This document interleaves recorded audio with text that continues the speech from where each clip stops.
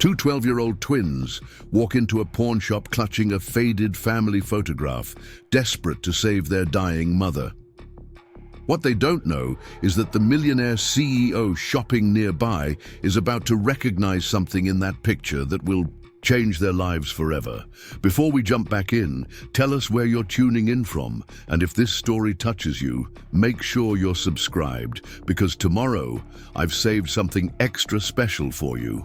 The autumn rain drummed against the windows of Rosewood General Hospital, creating a rhythmic melody that seemed to echo the beeping of the machines surrounding bed number 47.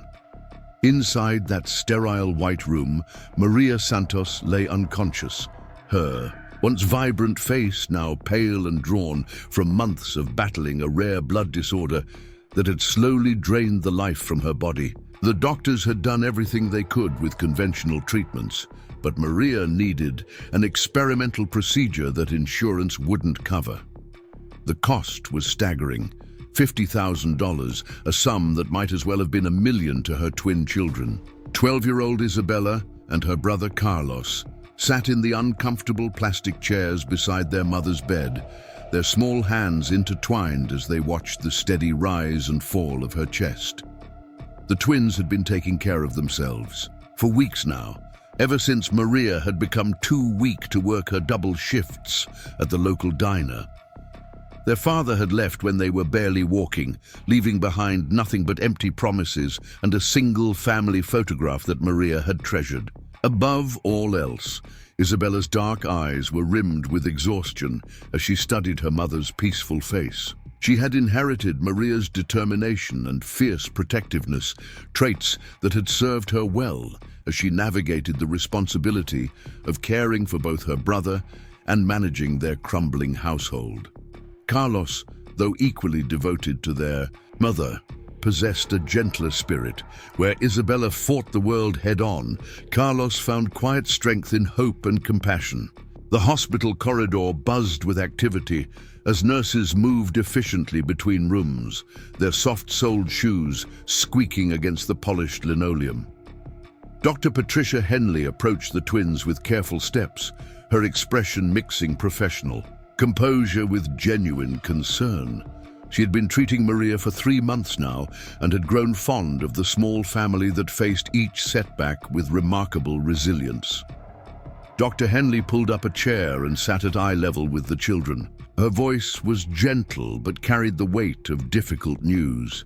"Isabella, Carlos, I wanted to talk to you about your mother's condition."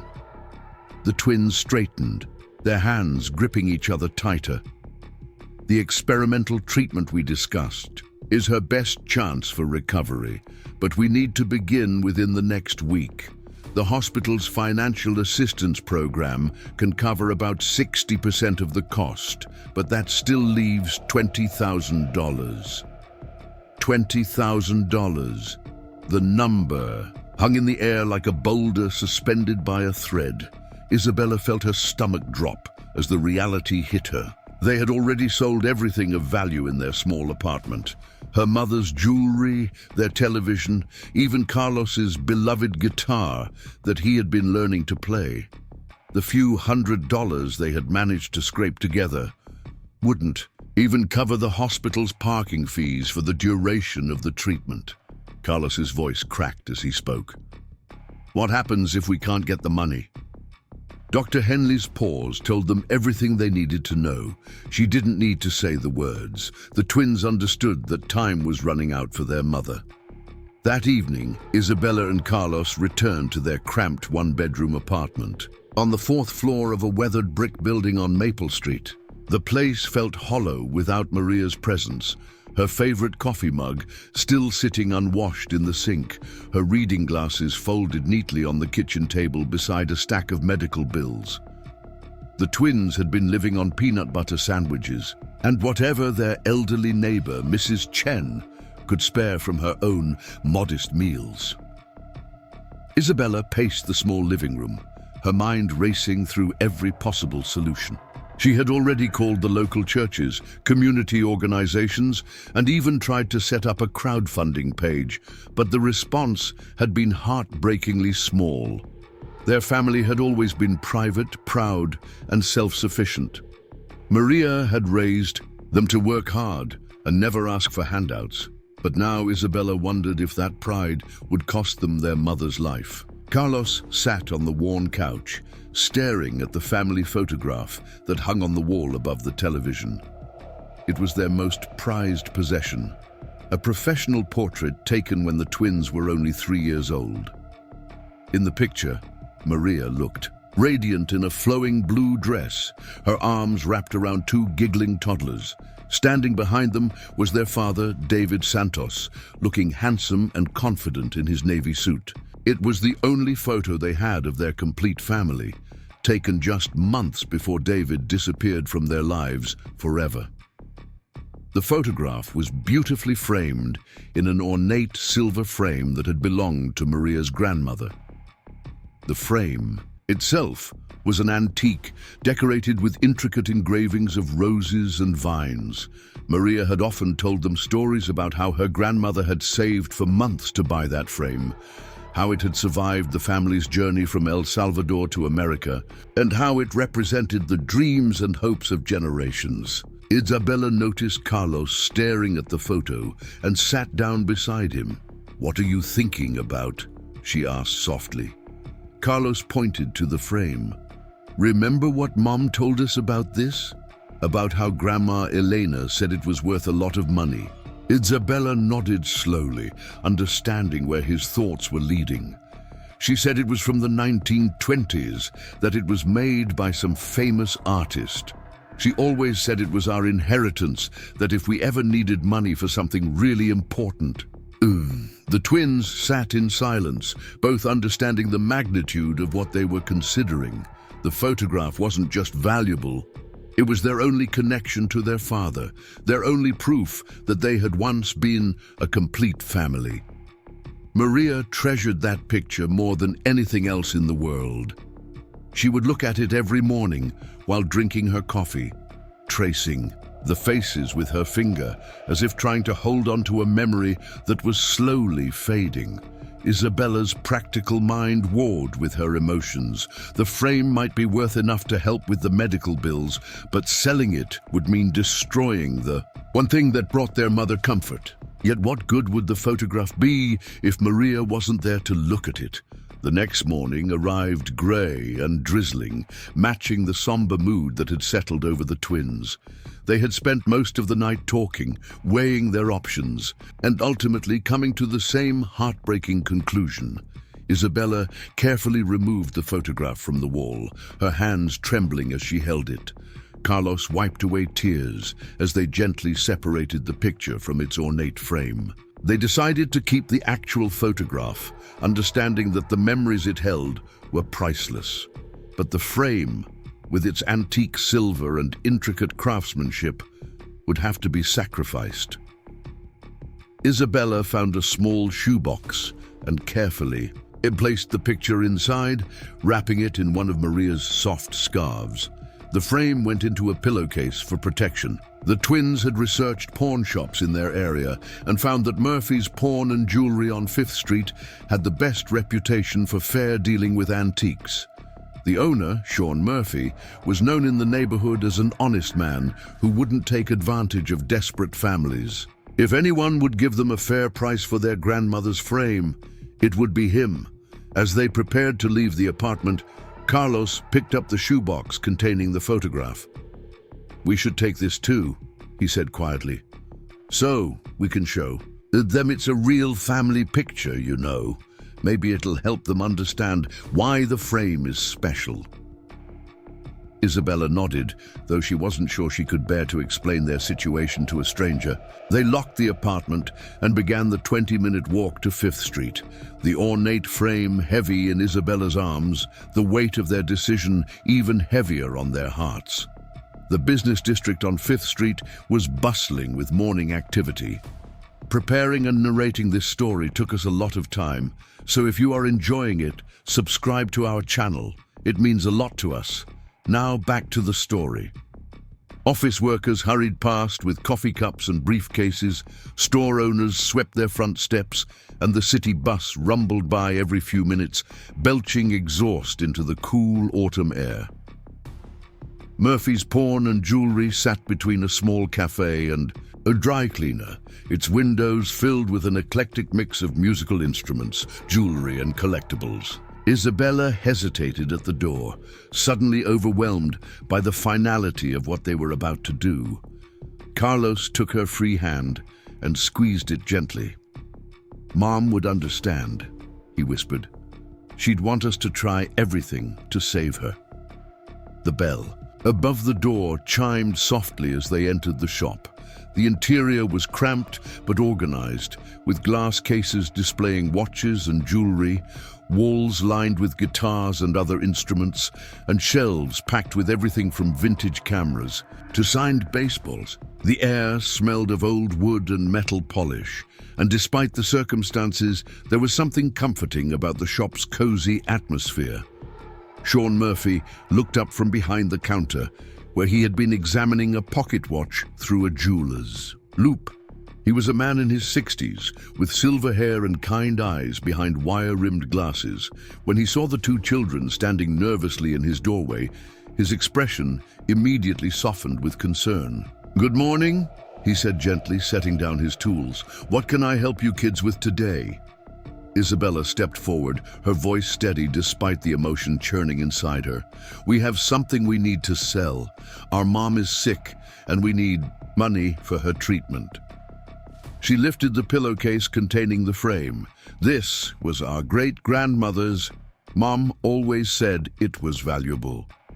Sean Murphy had been in the pawn business for over 30 years, and he had developed an ability to read people's stories in their faces, their posture, and the way they handled their possessions. These children weren't here to make a quick buck or get rid of unwanted clutter. This was desperation born of love, and it made his heart ache. He gestured to the counter. "Let's take a look at what you have." Isabella carefully unwrapped the frame, and Sean's eyebrows rose appreciably. Even in the dim light of the shop, he could see the quality of the craftsmanship. The silver gleamed despite its age, and the intricate engravings showed the skilled hand of a master artisan. Sean picked up his loupe and began examining the frame more closely, checking for maker's marks and signs of authenticity. After several minutes, he looked up at the twins with respect in his eyes.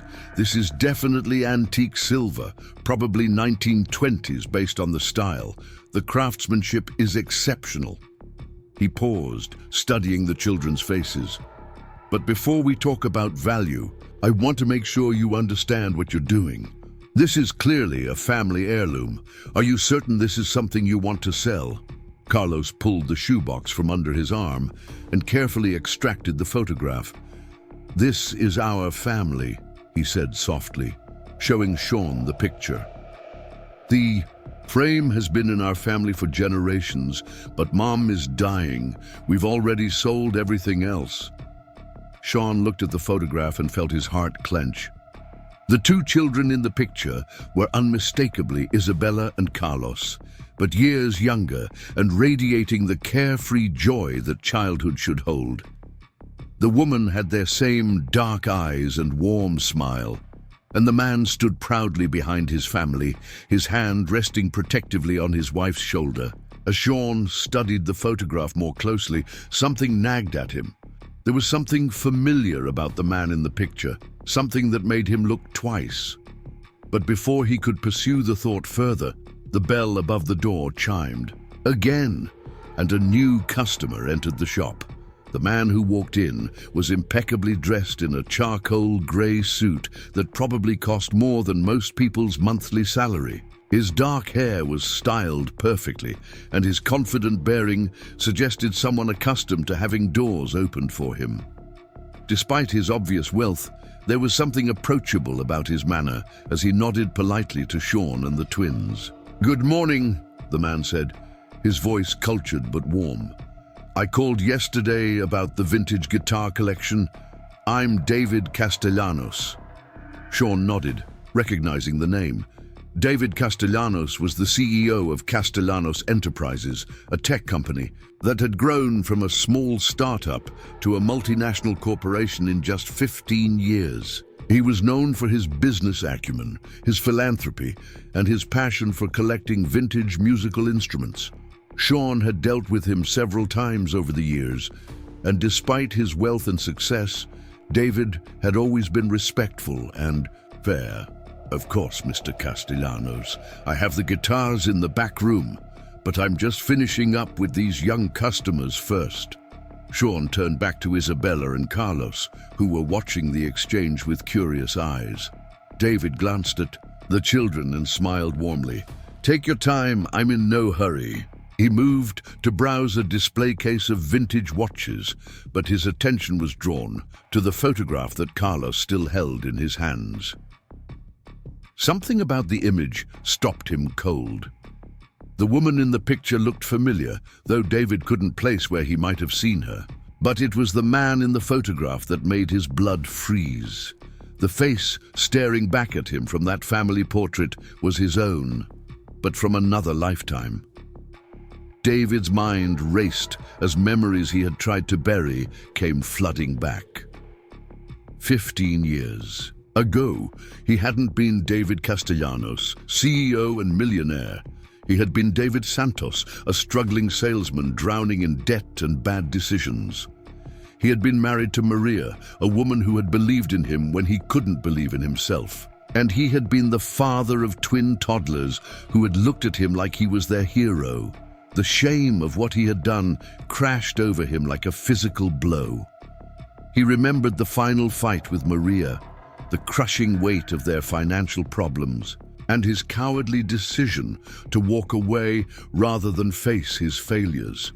He had convinced himself that they would be better off without him, that Maria deserved a chance to find someone who could provide for her and the children properly. David had changed his name, moved across the country, and thrown himself into building his business with the desperate energy of a man trying to outrun his past. He had succeeded beyond his wildest dreams, but the cost had been everything that truly mattered. He had achieved wealth and power, but he had abandoned his family when they needed him most. Now, standing in this dusty pawn shop, David realized that the universe had a cruel sense of irony. His children he hadn't seen in over a decade, were here trying to sell their family's last treasure to save the woman he had once loved with all his heart. Sean was explaining to Isabella that the frame was indeed valuable, potentially worth several $1,000s, but he needed to do more research to give them an accurate estimate. "I'd like to check with some of my contacts who specialize in antique silver," he was saying. "Can you give me a day or two?" Isabella's face fell. "We don't have a day or two. Mum needs the treatment to start this week, or..." She couldn't finish the sentence. David stepped forward, his heart pounding. "Excuse me," he said softly. "I couldn't help but overhear. Your mother is sick." Isabella looked up at the well-dressed stranger, wondering why he was interested in their problems. "Yes, sir. She has a blood disorder. The doctors say there's an experimental treatment, but it costs $20,000. David felt like he might collapse. Maria was dying, and his children were here, alone and desperate, trying to save her with the only valuable thing they had left. He had walked away from them once, but he wouldn't make that mistake again. "May I see the photograph?" he asked gently. Carlos hesitated, then handed over the picture. David's hands trembled as he held it, seeing his younger self, staring back at him with an expression of happiness he had forgotten he was capable of feeling. He traced Maria's face with his finger, remembering her laugh, her dreams, and the way she had made him believe he could be better than he was. Sean watched the interaction with growing confusion. Something significant was happening, but he couldn't quite grasp what it was. The wealthy businessman was staring at the children's family photo with an intensity that suggested personal involvement. David looked up at Isabella and Carlos, seeing Maria's eyes staring back at him, seeing the children he had abandoned grown into strong, determined young people who were willing to sacrifice everything for their mother. The guilt threatened to overwhelm him, but he pushed it aside. He could hate himself later. Right now, he had a chance to do the right thing. "These are your parents?" he asked, though he already knew the answer. "Mom is Maria Santos," Carlos said quietly. "Our dad. He left when we were little. We don't really remember him." The words hit David like physical blows, but he deserved every one of them. His children didn't even remember him. He had walked out of their lives so completely that he had become nothing more than a face in a photograph. Isabella studied the man's face, noting the strange intensity of his reaction to their picture. "Sir, are you okay? You look like you've seen a ghost." David almost laughed at the accuracy of her observation. In a way, he had seen a ghost. The ghost of the man he used to be, the husband and father he had failed to become. But maybe, just maybe, he could find a way to make amends for the worst mistake of his life. "I'm fine," he said softly, though he was anything but. "I was just thinking about how much you look like your mother." He handed the photograph back to Carlos with hands that shook slightly. "She's beautiful. I'm sure she's very proud of you, both." Sean was about to speak when David turned to him with sudden urgency. "The frame they're selling, what did you estimate it's worth?" "Oh, well, without a full appraisal, I'd say maybe $3,000 to $4,000. But like I told the children, I'd need more time to research it properly." David nodded, his mind working quickly. "I'll buy it," he said simply. Isabella's eyes widened. "So you haven't even looked at it closely? And Mr. Murphy said it might only be worth $3,000 or $4,000. We need $20,000 for Mom's treatment." David met her gaze steadily. "I collect antique silver. I can see from here that it's exceptional quality. I'm willing to pay $25,000 for it." The shop fell into stunned silence. Sean's mouth dropped open, and the twins stared at David as if he had just spoken in a foreign language. "25,000, Isabella whispered. "But sir, that's more than we need. That's more than it's worth." David's voice was gentle but firm. "Sometimes things are worth more than their appraised value. This frame has been in your family for generations. It has history, love, and hope built into every curve of those engravings. To me, that's priceless." Carlos looked at his sister with tears in his eyes. "Isabella, this is enough. This is more than enough to save Mom." But Isabella was studying David's face intently. There was something about this stranger that didn't add up. His emotional reaction to their photograph, his willingness to vastly overpay for their frame, the way he looked at them as if he was seeing something painful and wonderful at the same time. "Why are you doing this?" she asked quietly. "You don't even know us." David felt his carefully constructed walls beginning to crumble. These children, his children, deserved honesty. But how could he tell them the truth? How could he explain that their father, the man who had abandoned them, was standing right in front of them, offering money that came from the empire he had built on the foundation of his guilt and regret? "Sometimes," he said carefully, "life gives us chances to do the right thing. I've been blessed with financial success, and if I can help save a mother's life, then that frame is worth every penny I'm willing to pay for it." Sean cleared his throat, still processing the surreal turn the morning had taken. "Mr. Castellanos, are you certain about this? $25,000 is—" "I'm certain," David said firmly. He pulled out his phone. "I can have my bank transfer the money immediately. What's the hospital account information?" Isabella felt overwhelmed by the sudden turn of events. An hour ago, they had walked into this shop with only hope and desperation. Now, a stranger was handing them enough money to save their mother's life and have enough left over to pay their mounting bills. "I can't believe this is real," she whispered, tears beginning to flow down her cheeks. Carlos moved to his sister's side and hugged her tightly. "It's real, Isabella. Mom's going to be okay." David watched his children embrace and felt his own tears threatening to fall. He turned to Sean. "Could we handle the paperwork quickly? I imagine these children are eager to get to the hospital." As Sean began preparing the sale documents, David stepped aside and called his bank, arranging for the immediate transfer of funds to the hospital's account for Maria Santos's treatment. The irony wasn't lost on him that he was paying for his ex-wife's medical care while his children believed he was a generous stranger. While David handled the financial arrangements, Isabella called Dr. Henley to inform her that they had secured the funding for their mother's treatment. The doctor's shocked delight was audible even to the others in the shop, and she promised to begin preparing Maria for the procedure immediately. When all the paperwork was complete and the money had been transferred, David found himself standing awkwardly with Isabella and Carlos. He wanted desperately to tell them who he was, to try to explain why he had left, to beg for their forgiveness. But looking at their faces, seeing the strength and resilience that Maria had instilled in them, he realized that his confession would only complicate their lives further. They had grown up without him and had become remarkable young people despite his absence. Maria had done an incredible job raising them alone, and now she would have the chance to continue doing so.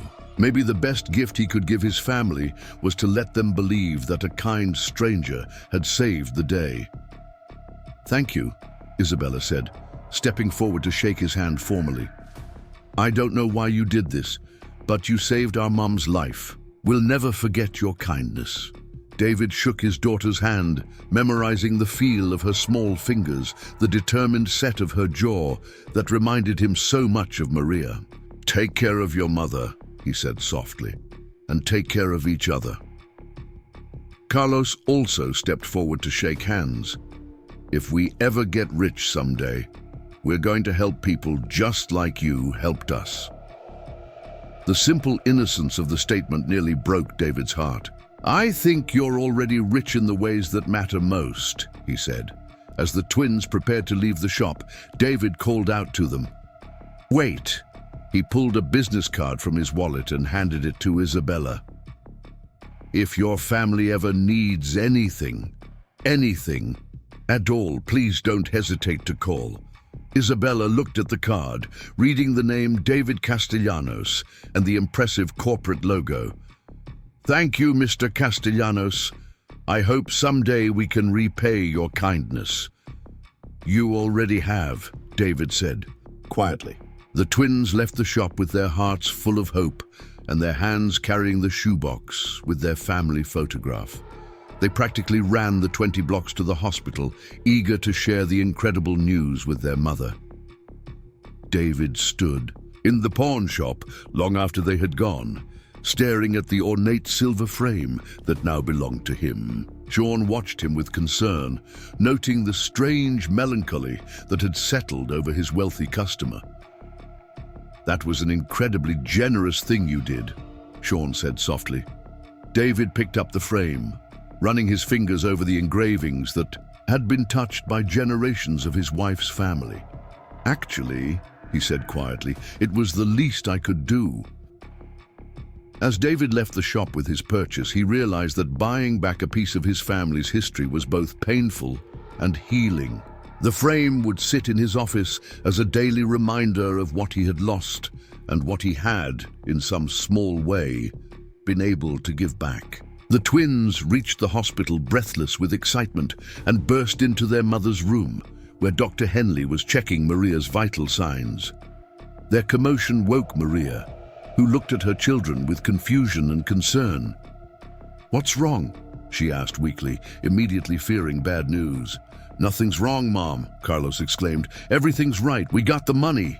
Maria's eyes widened as Isabella quickly explained about the pawn shop, the generous stranger, and the $25,000 that would pay for her treatment. As the story unfolded, Maria's expression shifted from disbelief to amazement to overwhelming gratitude. "You sold Grandma Elena's frame," she whispered, understanding the magnitude of their sacrifice. "But we kept this," Carlos said, carefully pulling out the family photograph. "We kept what really matters." Maria looked at the picture of her young family, her eyes lingering on David's face. Despite everything that had happened, despite the pain of his abandonment, she had never been able to hate him completely. He had given her the two most precious gifts of her life, and for that she would always be grateful. "My brave children," she whispered, pulling them close to her hospital bed. "But $25,000. That stranger must have been an angel." Dr. Henley smiled from the doorway. "Angels come in many forms, Maria, but right now, let's focus on getting you ready for treatment. We can begin the procedure this afternoon." As the medical team prepared Maria for her treatment, Isabella sat in the waiting room with Carlos, still clutching the business card that David had given her. Something about the man continued to puzzle her. His reaction to their family photo had been so intense, so personal. "Carlos," she said slowly, "did you notice anything strange about that man?" "Uki, you mean besides the fact that he paid 10 times what our frame was worth?" Carlos replied. "No, I mean the way he looked at our picture. And when he looked at us, it was like..." Isabella struggled to find the words. "It was like he recognized us." Carlos considered this. "Maybe he just has one of those faces that makes him seem familiar. Or maybe he was thinking about his own family." Isabella nodded, but she couldn't shake the feeling that there was more to David Castellanos than met the eye.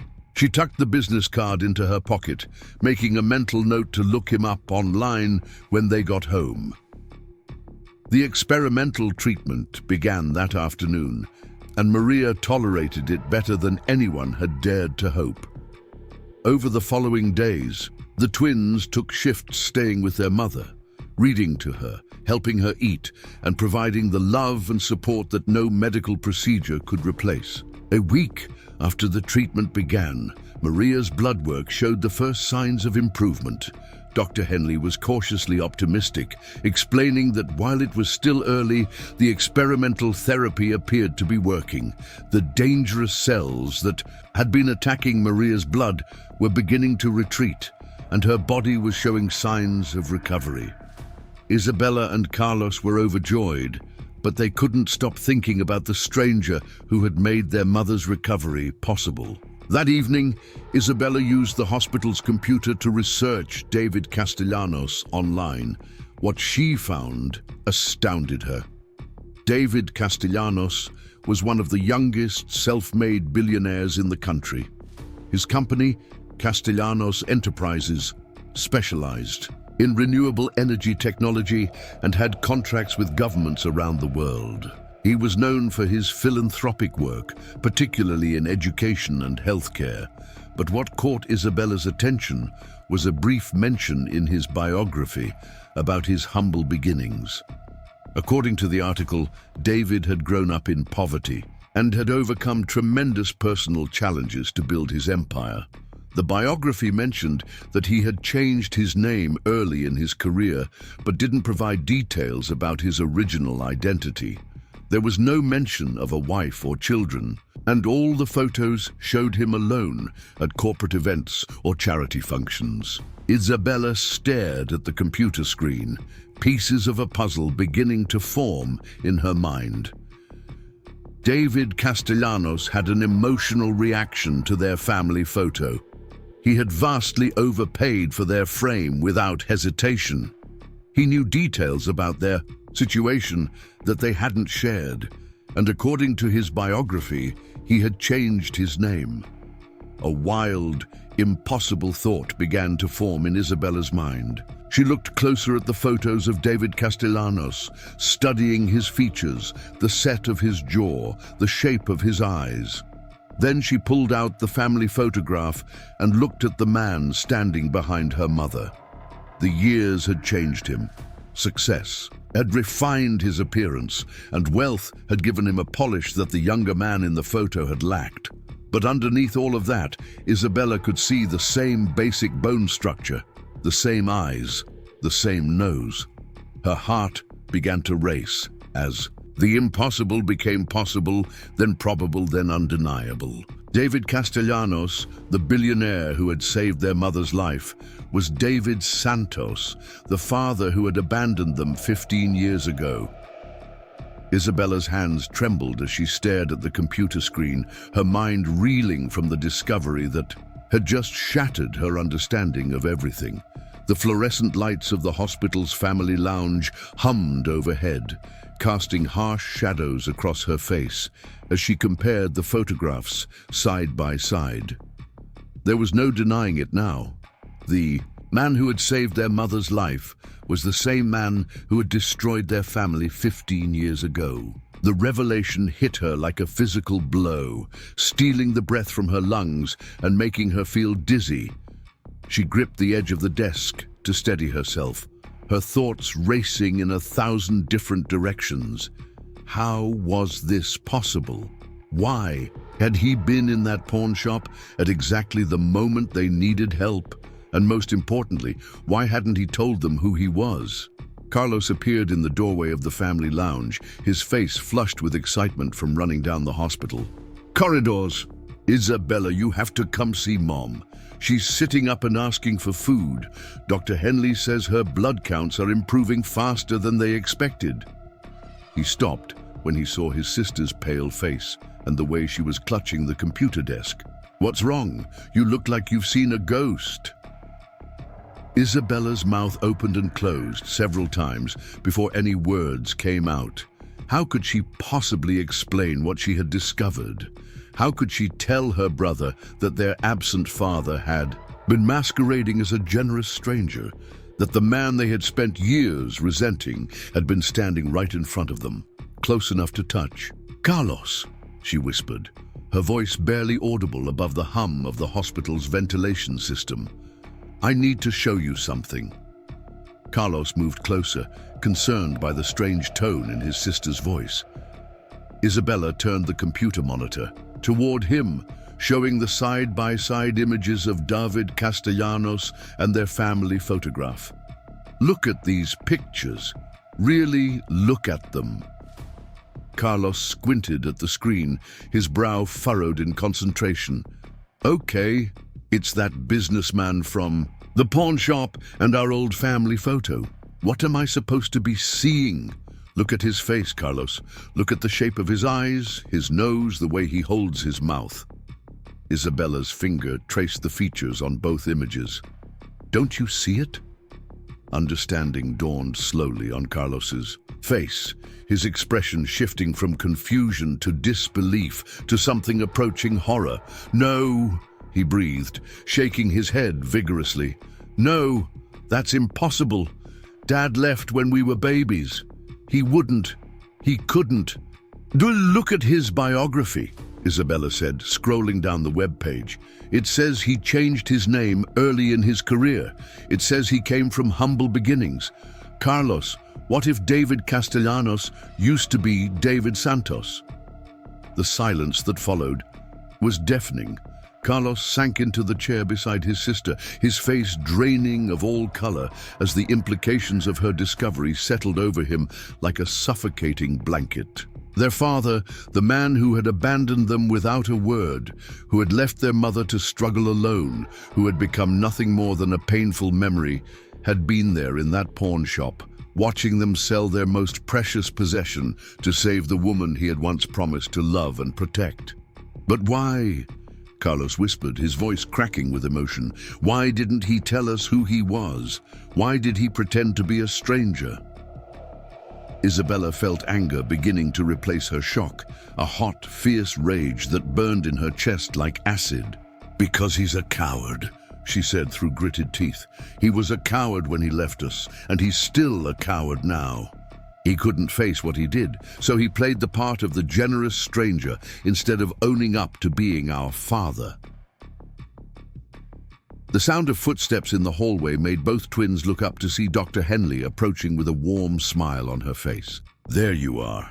Your mother has been asking for you both. She's feeling much stronger, and I think she'd love to hear about your mysterious benefactor again.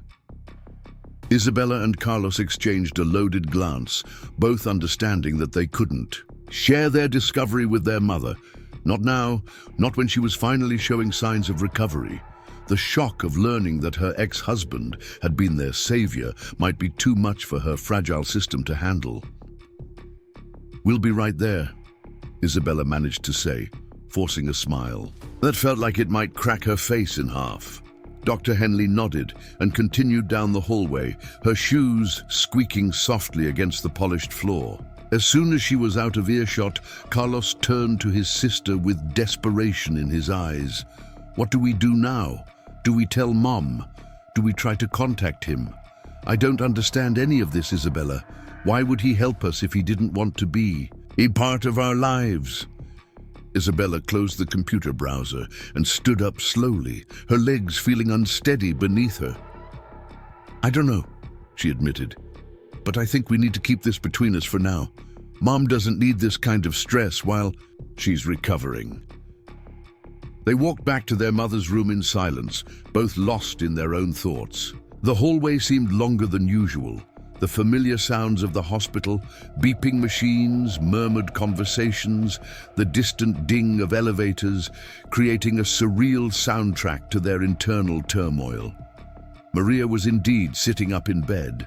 When they entered, her color significantly better than it had been in weeks.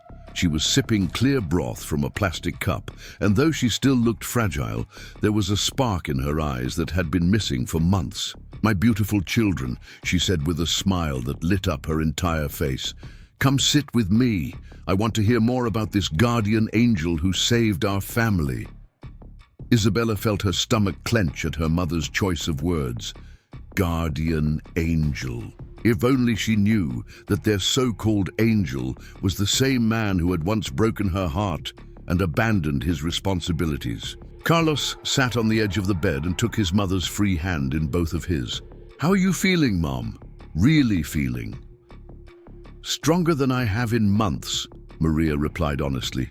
"Dr. Henley says the treatment is working better than they hoped. She thinks I might be able to come home next week if my improvement continues." Her eyes filled with tears of gratitude. "I keep thinking about that man, David Castellanos. $25,000, Isabella. Can you imagine? He didn't even know us, but he saw 2 children who needed help, and he didn't hesitate." Isabella bit her tongue to keep from saying what she was really thinking. He did know them. He knew them better than anyone, and that was exactly why he had helped. It wasn't generosity, it was guilt. "Tell me again about what he was like," Maria continued, settling back against her pillows. "Was he kind? Did he seem like a good man?" Carlos looked helplessly at his sister, clearly struggling with the weight of their secret. "He seemed complicated," he said finally, "like maybe he had his own reasons for helping us." Maria's brow furrowed slightly at the odd response, but before she could ask what he meant, a nurse entered to check her vital signs and administer her evening medications. The interruption gave Isabella and Carlos time to compose themselves, though both were still reeling from their discovery. That night, the twins stayed in Maria's room, sleeping fitfully in the uncomfortable chairs beside her bed. Isabella lay, awake for hours, staring at the ceiling and trying to process everything that had happened. Every time she closed her eyes, she saw David's face in the pawn shop.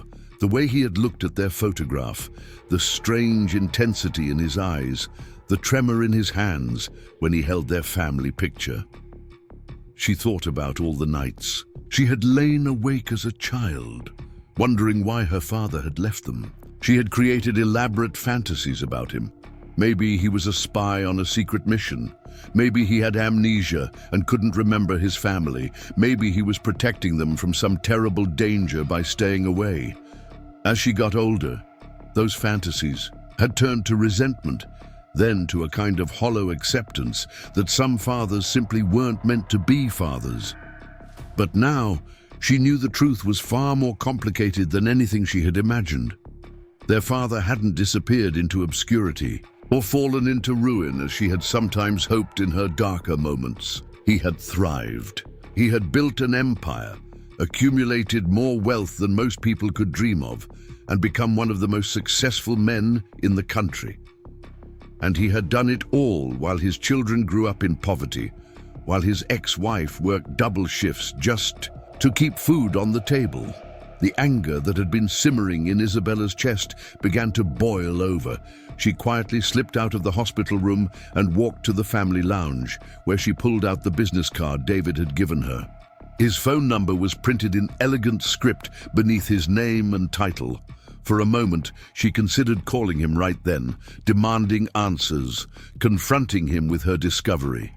But as her finger hovered over the numbers, she hesitated. What would she say? What did she really want from him? An apology, an explanation, money? He had already given them more money than they needed, but he had also given them 15 years of wondering, 15 years of struggle, 15 years of watching their mother work herself to exhaustion. Carlos appeared in the doorway, his hair disheveled from his restless sleep. "I saw you leave. I couldn't sleep either." He sat down beside his sister and noticed the business card in her hand. "Were you going to call him?" "I don't know," Isabella admitted. "Part of me wants to scream at him, to demand to know why he left us. But part of me is afraid of what he might say." "What if he had a good reason?" Carlos asked quietly. "What if there was something we don't know about?" Isabella shook her head firmly. "There's no good reason to abandon your children, Carlos. No matter what problems he and Mum were having, we were just babies. We needed him, and he left." They sat in silence for a while, both lost in their own thoughts. Finally, Carlos spoke again. "Do you think he recognized us? In the pawn shop, I mean. Did he know who we were?" Isabella had been wondering the same thing. "I think he must have. His reaction to our photograph was too strong to be coincidental, and the way he looked at us." She trailed off, remembering the strange mixture of pain and wonder she had seen in David's eyes. "So he knew we were his children, and he still didn't tell us who he was," Carlos said, his voice heavy with disappointment. "Which makes him even more of a coward," Isabella replied bitterly. The next few days passed in a blur of medical appointments, treatments, and steady improvement in Maria's condition. The twins maintained their facade of normalcy, but both were struggling with the weight of their secret. Isabella found herself studying their mother's face, looking for signs that she suspected something was wrong, but Maria seemed completely focused on her recovery and grateful for what she believed was a stranger's generosity. On Thursday afternoon, Dr. Henley delivered the news they had been hoping for. Maria's blood work showed such significant improvement that she could be discharged by the weekend. The experimental treatment had been a remarkable success, and while she would need regular follow-up appointments and monitoring, the immediate danger had passed. "I want to write a letter to Mr. Castellanos," Maria announced as they prepared for her discharge. "I need to thank him properly for what he did for our family." Isabella's heart skipped a beat. "Mom, I'm sure he knows how grateful we are. He seemed like a private person. He might not want to be bothered." "Nonsense," Maria replied firmly. "A man who gives $25,000 to strangers deserves more than a handshake and a verbal thank you. I want to invite him to dinner once I'm feeling stronger. It's the least we can do." Carlos shot his sister a panicked look. The thought of sitting around their dinner table with their father, pretending he was a stranger, while their mother served him her famous enchiladas, was almost surreal enough to be funny. Almost. "Maybe we should wait and see how you feel in a few weeks," Isabella suggested desperately. You shouldn't overexert yourself so soon after treatment. But Maria had made up her mind, and both twins knew that when their mother set her heart on something, there was no changing it. She spent the afternoon composing a heartfelt letter, telling David about her successful treatment, expressing her gratitude for his generosity, and extending an invitation to visit their family whenever he had time. Isabella watched her mother write with growing dread. What would happen when David received that letter? Would he ignore it? Would he find some polite way to decline? Or would he accept, forcing them all into an even more complicated situation? "Isabella, could you mail this for me tomorrow?" Maria asked, sealing the letter in an envelope addressed to David Castellanos at his corporate headquarters. Isabella took the letter with trembling hands, feeling like she was holding a bomb with a lit fuse. "Of course, Mom." That night, after Maria had fallen asleep in her own bed for the first time in weeks, Isabella and Carlos sat at their small kitchen table, staring at the sealed envelope. "We have to tell her," Carlos said finally. "This is getting too complicated. What if he accepts her invitation? What if he comes to dinner and she figures out who he is?" Isabella shook her head. "We can't tell her now. She's still recovering, and the stress could cause a relapse. Dr. Henley said it's crucial that she avoid emotional trauma for the next few months." "But what's the alternative? We can't keep this secret forever." Isabella picked up the envelope, turning it over in her hands. "Maybe we don't mail the letter. Maybe we just tell Mom that he never responded." "You want to lie to her?" "I want to protect her," Isabella said firmly. "Just like she's always protected us. She doesn't need to know that the man who broke her heart is now a billionaire who helped us out of guilt." Carlos considered this, his moral compass warring with his protective instincts. What if she finds out we didn't mail it? What if she tries to contact him some other way? "Then we'll deal with that when it happens," Isabella replied. "But for now, this letter doesn't get sent." She walked to the small trash can beside their refrigerator and dropped the envelope inside, burying it beneath coffee grounds and food. Scraps. Carlos watched her with troubled eyes, but he didn't protest. They were in uncharted territory now, making decisions that would have consequences they couldn't predict. Meanwhile, across the city in his penthouse office, David Castellanos stood at the floor-to-ceiling windows that offered a panoramic view of the urban skyline. The ornate silver frame sat on his desk behind him, catching the light from his desk lamp and casting intricate shadows across the polished wood surface. He had been standing at those windows for over an hour, replaying the events in the pawn shop over and over in his mind. His children had grown into remarkable young people despite his absence. Isabella had inherited Maria's fierce determination and protective instincts, while Carlos had developed a gentle strength that reminded David of his own father, a man who had worked 3 jobs to support his family and still found time to coach Little League on weekends. The guilt that had driven David for 15 years had reached a crescendo since his encounter with the twins. He had built his empire partly as a way to prove to himself that he could be successful, that he wasn't the failure who had run away from his responsibilities. But standing in that pawn shop, watching his children sacrifice their most precious possession to save their mother, he realized that all his success meant nothing if he remained a stranger to his own family. He had spent the days since their meeting researching Maria's condition, using his connections to speak with the doctors treating her, ensuring that she received the best possible care. He had also quietly established a trust fund for Isabella and Carlos's education, though he had structured it so they wouldn't learn about it until they turned 18. It was another anonymous gift, another way of helping from the shadows while avoiding the confrontation he wasn't sure he was brave enough to face. David's phone buzzed on his desk, displaying a message from his personal assistant. Mr. Castellanos, the quarterly board meeting has been moved to 3 p.m. tomorrow. Also, your mother called. She wants to know if you're coming to Sunday dinner this week. The mention of his mother sent another wave of guilt through David's system. Elena Castellanos had never forgiven him for changing his name and cutting ties with his past. She had loved Maria like a daughter and had been heartbroken when David left his family. She still asked about her grandchildren every time they spoke, and David had never found the courage to tell her that he had finally seen them again. He walked back to his desk and picked up the silver frame, running his fingers over the intricate engravings that generations of Maria's family had touched.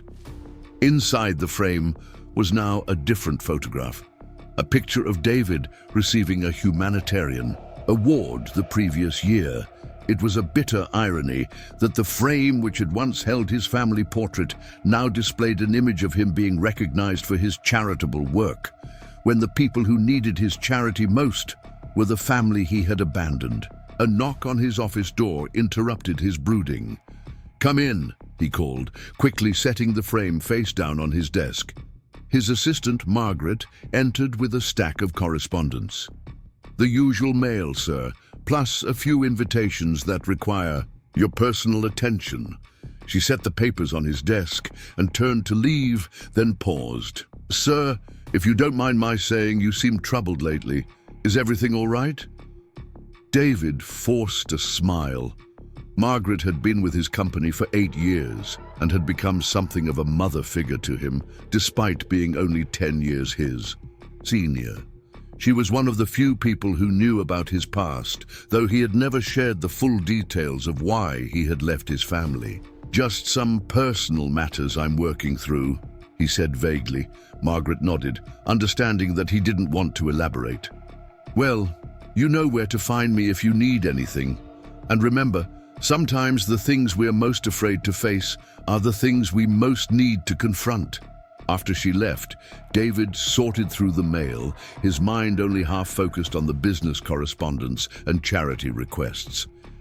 Near the bottom of the stack, he found an envelope that made his heart stop. The return address was familiar. The apartment building where he had once lived with Maria and the twins, where they had spent the happiest and most hopeful years of his life. With shaking hands, he opened the envelope and unfolded the letter inside. Maria's handwriting hadn't changed much over the years. It was still the same careful script he remembered from the love notes she used to leave in his lunch bag. "Dear Mr. Castellanos," the letter began, and David felt his throat tighten at the formal address. He had once been the most important person in Maria's world, and now she was writing to him as if he were a stranger, which he supposed he was. The letter went on to thank him for his generosity, to update him on her successful recovery, and to express her family's overwhelming gratitude for his kindness. But it was the final paragraph that took his breath away. "I know this may seem presumptuous, but I would love to invite you to dinner with our family when my health permits. My children speak of you with such admiration, and I would be honored to cook for the man who saved my life. We are not wealthy people, but we know how to show gratitude, and breaking bread together seems like the most appropriate way to thank someone who has given us our future back. Please consider it. We would be thrilled to welcome you into our home." David read the letter 3 times, each reading making his chest feel tighter. Maria wanted to cook for him. She wanted to welcome him into their home. She wanted to thank the stranger who had saved her life, never knowing that the stranger was the man who had once promised to love her forever and then broken that promise in the most devastating way possible. He set the letter down on his desk and buried his face in his hands. This was becoming impossible. How could he accept her invitation without revealing who he was? How could he decline without seeming ungrateful for her gesture? And how much longer could he maintain this charade before the truth came out? The intercom on his desk buzzed, and Margaret's voice filled the room. "Mr. Castellanos, your 2 p.m. appointment is here." "Cancel it," David said without lifting his head from his hands. Cancel everything for the rest of the day." There was a pause before Margaret responded. "Of course, sir. Should I reschedule for tomorrow?" "I'll let you know," David replied. He spent the remainder of the afternoon pacing his office, alternating between reading Maria's letter and staring at the silver frame. By evening, he had made a decision that terrified and exhilarated him in equal measure. He was going to tell them the truth. Not today, not tomorrow, but soon. He couldn't continue this deception, couldn't keep accepting their gratitude under false pretenses. Isabella and Carlos deserved to know who their father was, even if they decided they wanted nothing to do with him. Maria deserved to know that. Her ex-husband had become successful beyond their wildest dreams, even if that knowledge brought her pain. David picked up his phone and dialed a number he hadn't called in over a decade. "Hello?" The voice on the other end was familiar but cautious. "Elena, it's David." There was a sharp intake of breath, followed by a long pause. "David? Mijo, what's wrong? You never call unless something terrible has happened." "Nothing's wrong exactly," David said, settling into his desk chair. "But I need to tell you something, and I need your advice." "Does this have to do with Maria and the twins?" Elena asked with the intuition that only mothers possess. David's silence was answer enough. "I knew it," Elena continued. "I've been having dreams about those babies for weeks. My grandmother always said that dreams about family mean change is coming. What happened?" David took a deep breath and began to tell his mother everything. About the pawn shop, about Maria's illness, about his decision to help them anonymously, and about the letter that now sat on his desk like an unexploded bomb. Elena listened without interruption, though David could hear her sharp intakes of breath at certain parts of the story. When he finished, the silence stretched so long that he wondered if the call had been dropped. "Mijo," Elena said finally, her voice thick with emotion. "Do you know what you've done? Made a mess of everything," David suggested weakly. "You've been given a gift," Elena said firmly. "A chance to make things right. How many people get that opportunity? How many fathers get to see their children grow up to be heroes, even after they've made terrible mistakes?" "I don't deserve that chance," David said quietly. "Deserve has nothing to do with it," Elena replied. "Love does. Do you still love them?" The question hung in the air between them, heavy with implications. Did he still love Maria, the woman he had left behind? Did he love the children he had never really known? Did he love the family he had destroyed with his cowardice and fear? "Yes," David whispered. "God help me, yes." "Then stop being a coward and fight for them," Elena said bluntly. "Go to that dinner. Tell them who you are. Face the consequences of your choices and see if there's any way to build something new from the wreckage of what you destroyed." "What if they hate me? What if telling them the truth makes everything worse?" "Then at least you'll know," Elena said. "At least you'll have been honest. And maybe, just maybe, you'll discover that love is stronger than mistakes, that family is worth fighting for, and that some things can be repaired if you're willing to do the work." After hanging up with his mother, David sat in his office until well past midnight, staring at Maria's letter and wrestling with his decision. Part of him wanted to ignore the invitation, to maintain his distance and continue helping his family from the shadows. It would be safer, cleaner, less likely to cause additional pain. But Elena was right. He was being a coward, just as he had been 15 years ago. His children had shown more courage in one afternoon than he had shown in his entire adult life. They had been willing to sacrifice everything for their mother, while he had run away at the first sign of difficulty. If Isabella and Carlos could be brave enough to walk into a pawn shop and sell their most precious possession, then he could be brave enough to walk into their home and tell them the truth. David picked up his pen and began to write a response to Maria's letter. But instead of the careful, formal language he usually used in business correspondence, he found himself writing from the heart, expressing gratitude for her invitation and accepting her offer of dinner. He didn't mention who he really was. That conversation needed to happen in person, where he could look his family in the eyes and accept responsibility for his choices. As he sealed the letter, David realized that he was more terrified than he had ever been in his life. Facing a boardroom full of skeptical investors was nothing compared to the prospect of sitting across a dinner table from the people he had hurt most. But for the first time in 15 years, he was also hopeful. Maybe Eleanor was right. Maybe it wasn't too late to fight for his family. Maybe love really was stronger than mistakes. The next morning, Isabella retrieved the mail from their building's lobby, her heart sinking when she saw an envelope addressed to Maria Santos with the distinctive logo of Castellanos Enterprises in the corner. She stared at the envelope with growing dread, realizing that David must have received her mother's letter despite her attempt to intercept it. How had he gotten the letter? She was certain she had thrown it away. But then she remembered Carlos taking the trash out the night before, and her stomach dropped. He must have retrieved the letter from the garbage and mailed it without telling her. Isabella climbed the 4 flights of stairs to their apartment slowly, the envelope feeling like it weighed 1,000 pounds in her hands.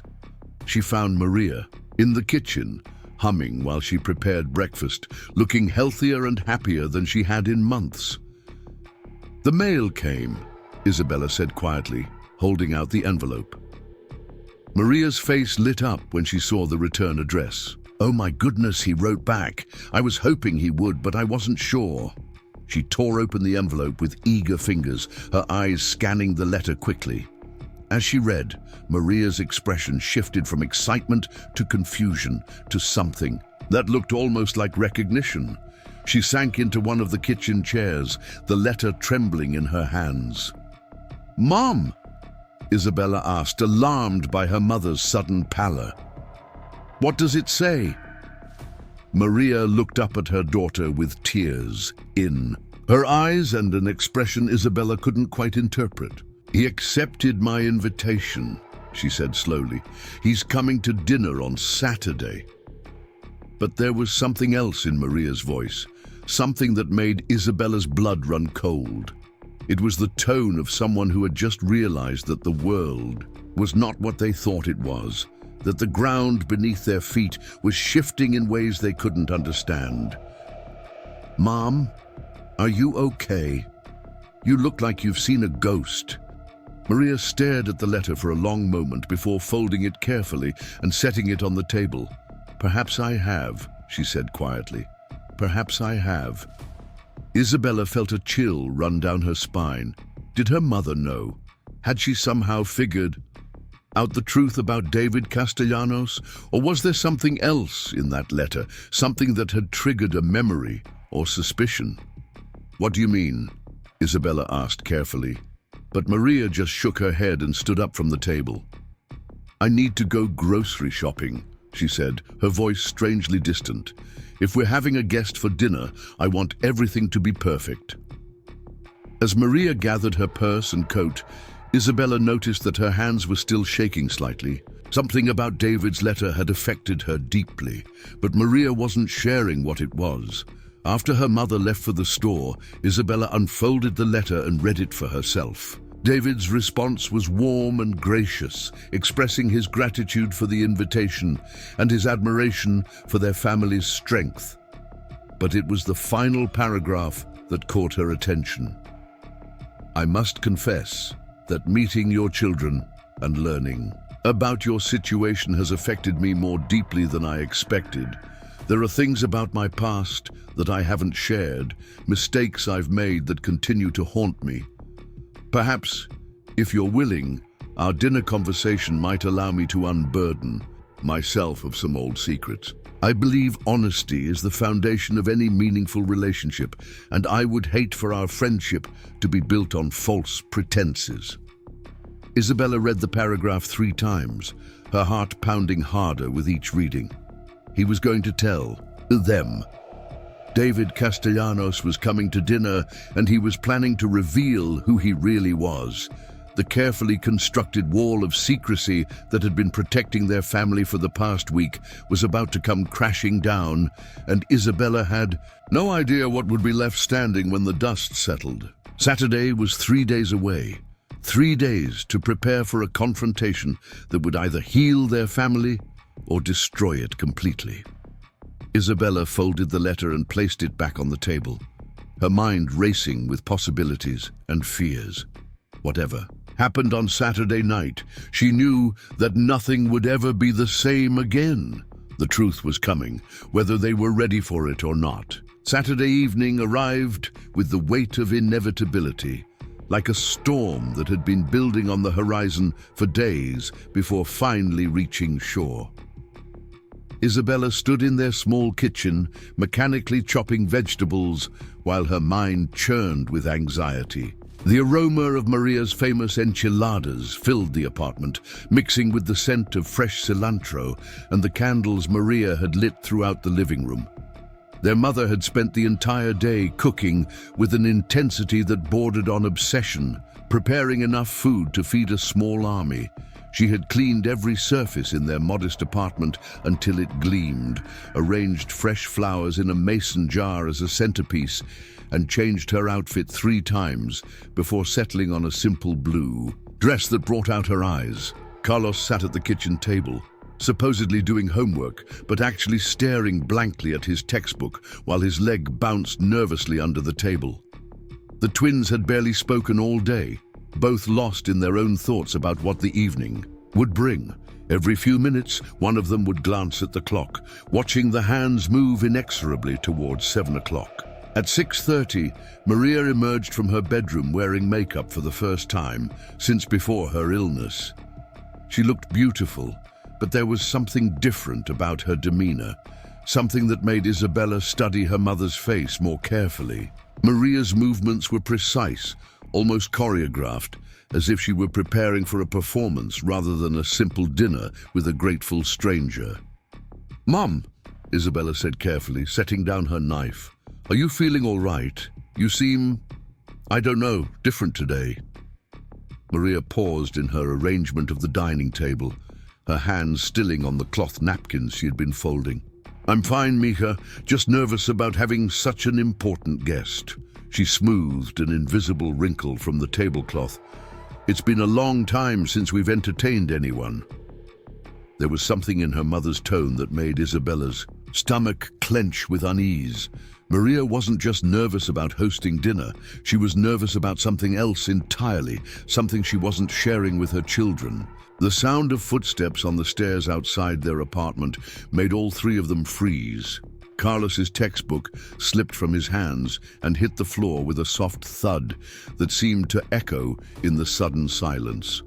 Maria straightened her dress one final time and walked to the door, her movements carrying a strange dignity that Isabella had never seen before. The knock, when it came, was gentle but confident. Maria took a deep breath and opened the door to reveal David Castellanos standing in the hallway, holding a bouquet of white roses and wearing an expression of barely controlled emotion. For a moment, nobody moved. David's eyes swept over Maria's face, taking in the changes that illness and time had wrought, but seeing past them to the woman he had once loved with all his heart. Maria stared back at him with an intensity that made Isabella's breath catch in her throat. "David," Maria said quietly, and the way she said his name, not Mr. Castellanos, but David, sent a shock through the room like lightning. David's carefully prepared greeting died on his lips as he realized that Maria knew, somehow, despite all his precautions, despite his assumption that 15 years and success had changed him beyond recognition, she had figured out who he was. "Hello, Maria," he said softly, his voice carrying the weight of 15 years of regret and longing. Isabella felt the world tilt around her as she watched the exchange. Her mother had known all day, While Isabella and Carlos had been drowning in anxiety about their secret, Maria had been preparing to face the man who had left her to raise their children alone. Carlos made a small sound of distress from the kitchen table, and both adults turned to look at the twins. David's eyes moved from Isabella to Carlos, seeing his children clearly for the first time without the filter of shock and disbelief that had clouded his vision in the pawn shop. Isabella. Carlos. His voice broke slightly as he said their names. Names he had whispered in lullabies when they were babies. Names he had carried in his heart through 15 years of exile from their lives. "You knew," Isabella whispered, looking at her mother with a mixture of betrayal and amazement. "You knew who he was." Maria nodded slowly, never taking her eyes off David's face. "I suspected when you first described him, a successful businessman, with an emotional reaction to our family photograph, someone who would pay far more than necessary to help strangers." She gestured for David to enter the apartment, her movements careful and controlled, but I knew for certain when I read his letter. He always was a beautiful writer, your father, even when he was breaking my heart. David stepped into the apartment that had once been his home, though it looked completely different now. The furniture was different, the walls painted a warm yellow instead of the blue he remembered, but the feeling of family, of love and struggle and resilience was exactly the same. "How long have you known?" he asked Maria, his voice barely above a whisper. "Since Tuesday," she replied, closing the door behind him. "When I read your letter and recognized your handwriting, when I saw the way you phrased certain sentences, the particular words you always used when you were trying to say something important." She took the roses he offered, but didn't immediately put them in water. "The question is, why didn't you tell us who you were in that pawn shop?" The apartment fell into silence so complete that Isabella could hear the ticking of the clock on the kitchen wall, the distant sound of traffic from the street below, and the rapid beating of her own heart. This was the moment of truth, the confrontation that would determine whether their family could be rebuilt or whether David's return would simply add more pain to wounds that had never fully healed. David looked at his children, really looked at them, perhaps for the first time. Isabella stood tall and defiant, her chin raised in a gesture he recognized from Maria, her dark eyes blazing with anger and hurt. Carlos was more fragile in his emotion, tears already streaming down his face as he struggled to process the revelation that their mysterious benefactor was the father who had abandoned them. "Because I was a coward," David said simply, his words echoing in the small space. "Because I looked at these two incredible young people, saw what they were willing to sacrifice for their mother, and realized that I had given up any right to call myself their father the day I walked out of their lives." Isabella's composure finally cracked, and angry tears began streaming down her face. "You're right," she said, her voice shaking with fury. "You don't get to call yourself our father. Fathers don't disappear for 15 years and then show up pretending to be generous strangers." "Isabella," Maria said gently, but Isabella wasn't finished. "Do you have any idea what it was like?" she continued, her voice rising. "Do you know how many nights Mom cried herself to sleep? How many times Carlos asked why his daddy didn't love him enough to stay? How many times I had to lie and tell him that you probably missed us but couldn't come back for some good reason?" David absorbed each word like a physical blow, his face crumbling under the weight of his daughter's pain. "I know I hurt you. I know I failed you in every way that matters. I was young and scared and drowning in debt, and I convinced myself that you would all be better off without me." Better off? Carlos spoke for the first time since David's arrival, his voice cracking with emotion. Better off wondering if we did something wrong. Better off thinking our father didn't love us enough to stay and fight for his family. I did love you, David said desperately, taking a step toward his son. I loved you all more than my own life. That's why I left, because I was destroying everything I touched. Every bill collector who came to the door, every repo man who threatened to take our car. Every night Maria had to choose between buying groceries or paying rent. It was all because of my failures. Maria set the roses on the kitchen counter and turned to face the man she had once planned to spend her life with. So you decided that the solution was to abandon your responsibilities entirely, to leave me to deal with all of it alone, while you ran away to build your fortune. The accusation hung in the air between them, sharp and undeniable. David had no defense against it because it was absolutely true. While Maria had worked double shifts and struggled to keep their family afloat, he had been building the empire that would eventually make him one of the wealthiest men in the country. I thought about coming back, David said quietly. 1,000 times over the years, I picked up the phone or drove by the old neighborhood. But then I would remember what a failure I had been as a husband and father. And I would convince myself that you were better off with me gone. That wasn't your decision to make alone, Maria said, her voice steady but filled with pain. Marriage means you face things together, especially when you have children. You don't get to decide unilaterally that your family is better off without you. Isabella wiped her tears away with the back of her hand, her anger still burning bright. And what about when you saw us in the pawn shop, when you realized who we were? You had another chance to tell us the truth, but you chose to lie again. David moved to the window, staring out at the city lights as he searched for words that could possibly explain his actions.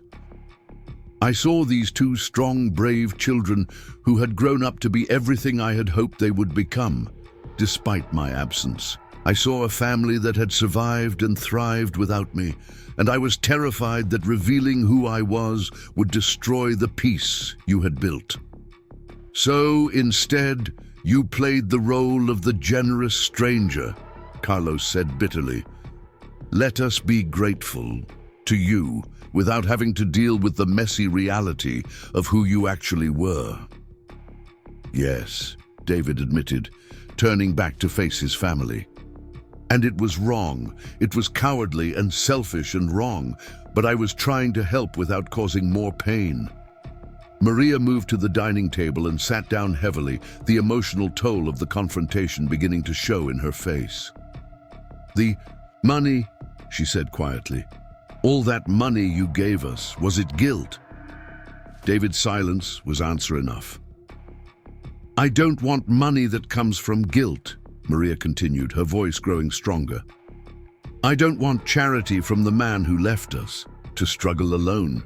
If you want to help your children, if you want to be part of their lives, then you need to earn that right honestly. Isabella looked at her mother with surprise and admiration.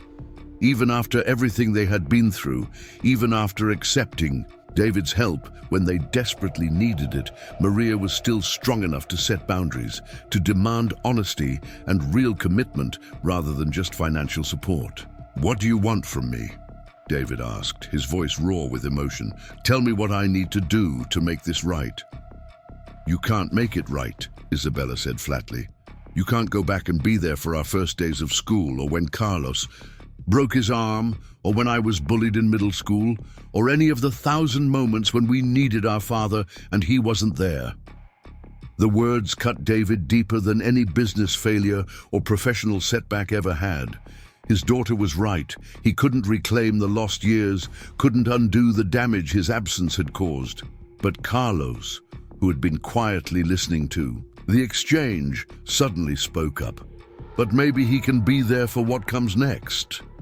Everyone turned to look at the gentle boy who had inherited his mother's capacity for forgiveness and his father's hope for redemption. I'm not saying I forgive you, Carlos continued, looking directly at David. I'm not saying any of this is okay. But Mom's alive because you helped us, and maybe that means something. David felt a flicker of hope for the first time since entering the apartment. What are you saying? I'm saying that if you really want to be our father, then prove it, Carlos said, his voice stronger now. Not with money, not with guilt, but by showing up, by being here when things are hard and when things are good, by earning our trust instead of trying to buy it. Isabella looked at her brother with surprise, then back at David with skepticism. And what makes you think he won't just disappear again when things get difficult? It was a fair question, and David knew that his answer would determine whether he had any chance of rebuilding his relationship with his children. He thought about the scared young man he had been 15 years ago, overwhelmed by responsibility and convinced that his failures made him unworthy of his family's love. He thought about the successful businessman he had become, who had learned to face challenges head-on and fight for what mattered most. "Because I'm not the same man who left you," David said finally. "I was a boy then, scared of failure and responsibility. I've spent 15 years learning how to fight for what I believe in, how to build something lasting, how to face problems instead of running from them." He looked at each member of his family in turn, and there's nothing I believe in more than getting a chance to be the father I should have been from the beginning. Maria studied his face for a long moment, searching for signs of the sincerity she had once believed in completely. "Pretty words," she said softly. "But you said pretty words before, when you promised to love and honor me for better or worse. How do we know these words mean more than those did?" The question hit David like a physical blow, but he forced himself to meet Maria's gaze steadily. "Because this time, I'm not asking you to believe in my promises. I'm asking for the chance to prove them one day at a time for as long as it takes." Isabella crossed her arms over her chest, her expression still guarded. "And what exactly does that look like? You have a billion-dollar company to run. You have a life that doesn't include us. How exactly do you plan to show up when your world is completely different from ours?" David had been thinking about this question for days, knowing that any answer he gave would be scrutinized and tested. "I don't know exactly what it looks like yet," he admitted, "but I know it starts with being honest about who I am and what I want. It means regular visits, regular contact, being available when you need me, and even when you don't. It means learning who you are now, what you care about, what your dreams are." He paused, gathering courage for what he needed to say next. "And it means accepting that you might never forgive me, but still trying to earn your love anyway." The apartment fell. Silent again as everyone processed his words. Outside, the city continued its evening rhythm, but inside their small home, time seemed suspended as three people tried to decide whether they could trust the man who had once broken their hearts completely. Maria stood up slowly and walked to the kitchen, where she began putting the roses in a vase with careful, deliberate movements. "Dinner is ready," she announced quietly. "We can talk more while we eat." It was a small gesture, but it carried enormous significance. Maria was choosing to continue the evening, to give David more time to make his case, to keep the door open for whatever might come next. They gathered around the small dining table, the same table where Isabella and Carlos had done homework, where Maria had paid bills by lamplight, where they had celebrated small victories and weathered countless storms as a family of three. Now, for the first time in 15 years, they sat as a family of four. David took a bite of Maria's enchiladas and closed his eyes briefly, overcome by the familiar taste that transported him back to happier times. "I never forgot the taste of your cooking," he said softly. "I never forgot a lot of things," Maria replied, but her tone was gentle rather than accusatory. As they ate, the conversation gradually shifted from confrontation to cautious exploration. David told them about his business, about the renewable energy projects that were his passion, about the philanthropic work that had helped him feel like he was making a positive difference in the world. Isabella and Carlos shared stories about school, about their mother's illness and recovery, about their dreams and plans for the future. It was tentative and sometimes awkward, but it was a beginning. For the first time in 15 years, the Santos family was talking, sharing a meal, trying to figure out if they could find a way forward together. As the evening wound down and David prepared to leave, Carlos surprised everyone by asking, "Will you come back next week?" David looked at Maria and Isabella, understanding that the decision wasn't his alone to make. "If your mother and sister are willing to have me." Isabella was quiet for a long moment, weighing her anger against her curiosity, her hurt against her hope. Finally, she nodded slowly. "We'll try," she said carefully. "But this isn't forgiveness. This is just trying." "That's all I'm asking for," David said, his voice thick with gratitude and emotion. As he prepared to leave, Maria walked him to the door. They stood together in the hallway for a moment, two people who had once shared everything and were now trying to figure out how to share a small piece of their lives again. "This won't be easy," Maria said quietly. "There's a lot of hurt to work through, a lot of trust to rebuild." "I know," David replied, "but I'm not going anywhere this time.